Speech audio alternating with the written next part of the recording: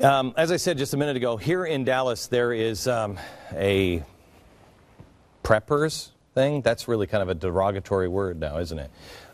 People who are prepared. There's a conference for people who want to be prepared, and we've invited some of them in, and some of them you might know, and some of you new for the first time. Mark Hyland is here. He's a friend of the show. He is the CEO of Food Insurance, one of our valued sponsors, and I have been doing business with you guys personally for a long time. I really believe in food insurance. Major Steve Sheridan, he is a certified financial counselor who has served his country with 18 years of service in the U.S. Army, including tours in Iraq and Afghanistan. Thank you, sir. He is the author of Waging War on Debt. Also, we have Tim Howard. He has been involving in preparing for emergencies since 1985. Not just disasters, but conflicts such as Desert Storm, the war in Afghanistan. He's the chairman of the Arizona Federal Health and Safety Council and the president of the USA Emergency Broadcast Network, which we were kind of talking about before we went on the air. And Barbara Salisbury, she is the emergency preparedness consultant, written 14 books on the subject. She's been the keynote speaker for preparedness events and has taught university courses on the subject.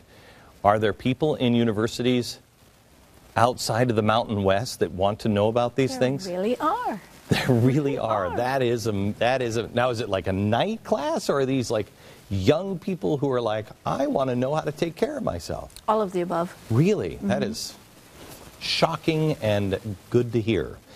Let's start here with just the basic necessities. You put together a list of 150 items. 50 items. 50 items. Yeah, 50 items.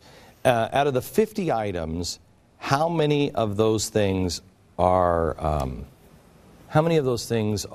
things that nobody thinks of? Well, many of them are probably easy to think of, but are you really prepared and think of them in that order in case of an emergency? Give me an example of something. I'm trying to look for mine. How about cash? You were talking about in your monologue, just cash. How much cash should I have on hand in case of an emergency or a situation? We call them unexpected events. Okay, can we talk about cash for a second? How much cash should we have? Well, I teach in my book, Waging War on Debt, that people should start off with a partial emergency fund of $1,000 in cash. Just like you mentioned earlier, ATMs, credit cards don't work, and so you need that initial cash to be able to... Somebody told me, is this extreme? But I am an extremist. Somebody told me you should be able to take care of a month's worth and have cash. And I thought, if I were, if I didn't have a lot of big expenses, that would be okay, but I would be a little worried about having a month's worth of cash. Is that extreme, to have a month's worth of cash?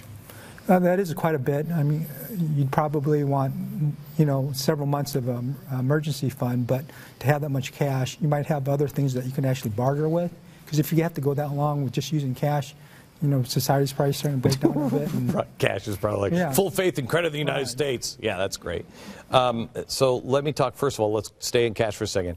How much cash, how do you, because hundreds are stupid, aren't they? Right. Yeah. Everybody agree with that? Right. Yes. So 20s. Yeah. 20s? Right. A guy on the show said, he said, I've been getting 51s. And I'm like, it was like an emergency tipping situation or what? I don't know. Tell me the things that you would use to barter. Well, you look at what is useful. tools. I don't smoke, but someone who smokes regularly, they're going to want cigarettes on that addiction. Alcohol. I will tell you, I am a recovering alcoholic and a Mormon, and I have alcohol and cigarettes because I do believe if you vacuum pack them, they will be currency, God forbid, if things would break down. And it's kind of like hey, anybody need a porno magazine? It's somebody who's seen the horrible ravaging effects of those things, but it will be cash. What else? What else is food? Would be a great barter item. But you're not going to barter that, are you? Probably not, but if you have an extra supply of it, it's an opportunity for you to get other supplies you may need to have. How much, you're probably going to say 72 hours, but how much food should you have? Well, FEMA will tell you 72 hours. We believe that 2 weeks minimum, a month is better. But you really have to look at your own situation first. You need to look and be responsible for you and your family and determine what your needs are. You can look around your home and find what you need and then start building some of those supplies. Here's what people have a hard time with, and anybody, you guys take this anyway, anybody take this, but here's what people have a hard time with. I lived in New York City. Nobody has storage. Nobody has, your kitchen is literally about this big. If you can get everything, you can get your refrigerator into the microwave, you're set. And I said to my daughter, I said, then go get a storage unit and put it in a storage unit. Have food. But most Americans think that I've got to go to the store. I'm going to be able to get it. And okay, so it's a snowstorm kind of emergency. They just don't think of anything being more than 72 hours. They don't think that's possible. I think there's a confusion issue there that's huge. And the 72-hour NOMR has been associated with emergency evacuation, whereas personal preparedness can be a week, 2 weeks, and it can be the heat, light, food, that kind of thing that you use in your own home. And even those who live in New York, there's little hiding places that you can use in an apartment or under a bed or in a closet to have some foods and some equipment. But we need to separate evacuation, and back to your cash issue.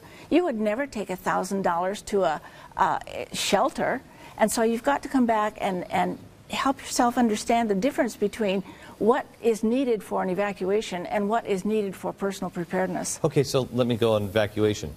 Let's say there's, horrible, Sandy, and you have all of your, somebody asked me this. They said, Glenn, you have all that food insurance. What are you doing? Hurricane Sandy. And I said, all my food would have floated, Jack. It all would have been in my basement floating. So I would have been totally cool. But people who store food and store stuff, if you have to evacuate, then what? Because you've lost everything. You will be losing a lot of it, but usually we say 30 days. At 30-day mark, you should know, do you need to become a refugee and leave your home? Or are you going to shelter in place a little bit longer? Or are you going to go to a shelter? I suggest you go on your own, wherever your evacuation points. In the family emergency plan, you should have 3 evacuation points. One outside your house in case of a home fire, one outside of town in case a plane falls down in your neighborhood, and one about 200 miles away. That would be your retreat area. That's where you're going to store most of your food. So if you have about your 30 200 days, miles away? Yeah. I don't have to walk, do I? Well, sometimes you might have to. Really? Yeah. Why 200 miles away? Because that's if it's a regional disaster like Hurricane Sandy was, or a nuclear power plant going off. You've got to be able to get out of that area. So how do you, because when the hurricanes hit in, what was it, Rita? Was it, no, it wasn't Rita. Well, it had to happen. It hit just, Florida. no. The one that hit here in Houston just about 4 years ago. I can't remember. Katrina. Katrina. And Rita. Yeah, I think it was Rita.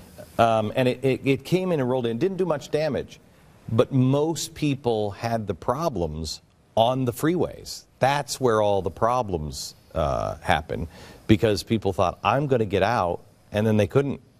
They couldn't get out. They had no, how do you get out? If I'm going 200 miles away, how do I get out? Alternate evacuation routes.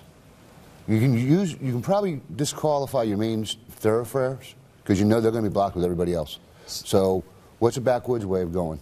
So what's an alternate route to it? So what is because we were thinking about this the other day, that I was thinking about, maybe I should take one of my cars and I should I should make it into a natural gas car, because I can store natural gas. I can't store gasoline because you have to use it, otherwise it goes bad. I could store natural gas, and I could put enough tanks in the back of a natural gas powered car that you could go someplace.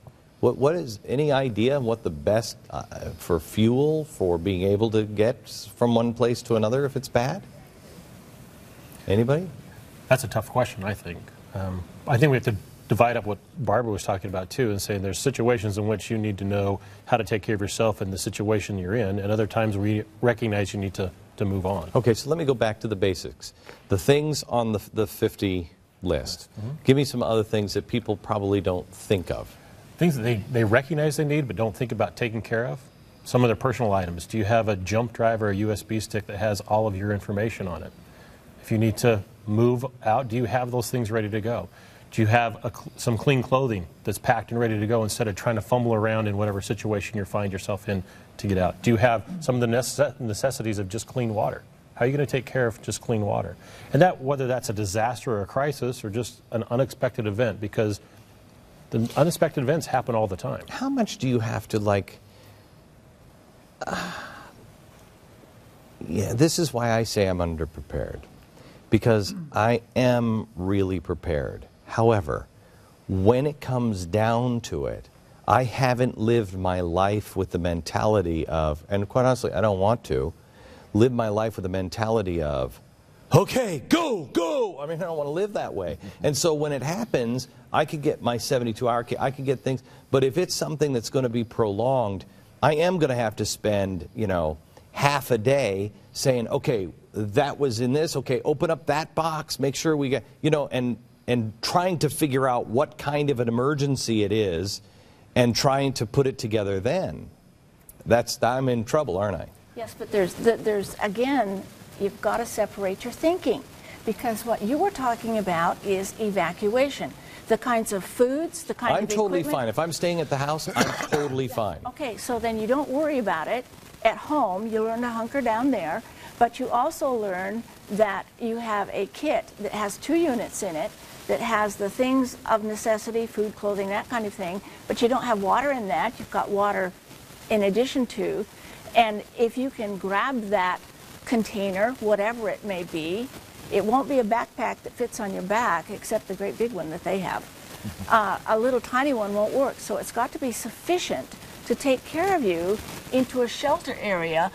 The 200-mile evacuation is... I mean, that's really screwed me up. Thanks for the 200-mile concern. Well, now I'll be up all night. 200 miles. But in most situations, there are shelters and things that are localized that are easier to get to. Okay, when we come back, you know, Tiffany, our executive producer, she's like, Glenn, this is such an important show because my mom and dad were in the hurricane, and my dad had to take his gun and go to the boat and siphon gas out of their boat to put it in the car, and it was a really frightening experience.